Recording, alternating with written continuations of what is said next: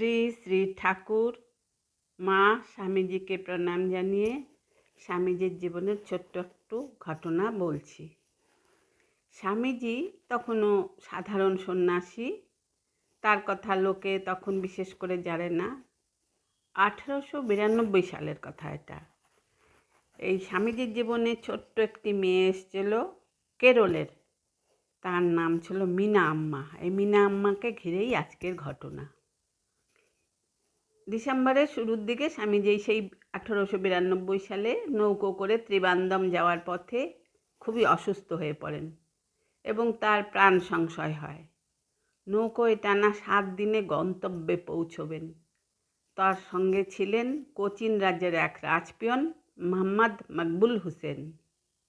কিন্তু রাজপিয়ন অসুস্থ স্বামীজিকে নিয়ে কি করবেন বুঝতে পারছিলেন না। স্বামীজির প্রবল শ্বাসকষ্ট শুরু হয়েছে। আলেপ্পির ঘাটে নৌকা থামলে পরে তিনি একটু গরম দুধের ব্যবস্থা করে স্বামীজিকে খাওয়ালেন, কিন্তু তাতে খুব একটা সুবিধে হলো না। রাতটা কেটে যাওয়ার পর ভোরের দিকে স্বামীজির কষ্ট আরও বেড়ে গেল। তখন মকবুল কি করবেন বুঝতে পারছেন না, বাধ্য হয়ে নৌকো ঘাটে নিয়ে ডাক্তারের খোঁজ করতে লাগলেন। অত ভোরে কোনো ডাক্তার পেলেন না, দোকান বাজার সব বন্ধ।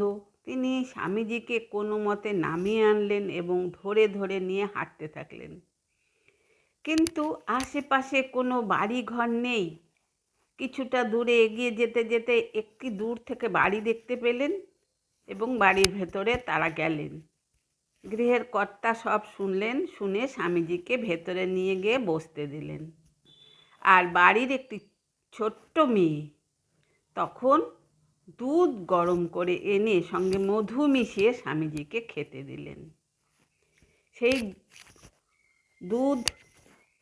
মধু মেশানো দুধ খেয়ে স্বামীজি একটু সুস্থ বোধ করলেন।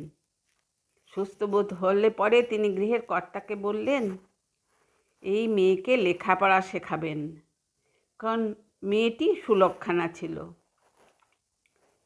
তখন সেই গৃহকর্তা বললেন, আমরা তো অচ্ছুত অর্থাৎ হরিজন, বড় সমাজের দরজা আমাদের জন্য বন্ধই থাকে, তাই মেয়েকে আর লেখাপড়া শেখাবেন কিভাবে?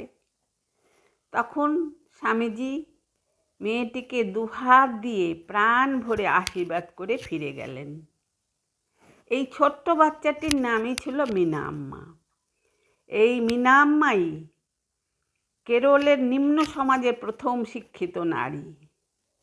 তিনি কেরলে অস্পৃশ্য সমাজের হয়ে বহু লড়াই করেছেন। কোচিনে হরিজন বালিকাদের জন্য তিনি স্কুলও খুলেছিলেন। এই মীনা আম্মার ছাত্রী হলেন দক্ষিণের ভিলাই উদ্যানের প্রথম গ্র্যাজুয়েট।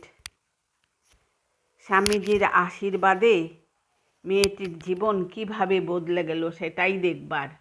আজ এখানে শেষ করছি। আপনারা সবাই আমার নমস্কার জানবেন। ভালো থাকবেন, সুস্থ থাকবেন।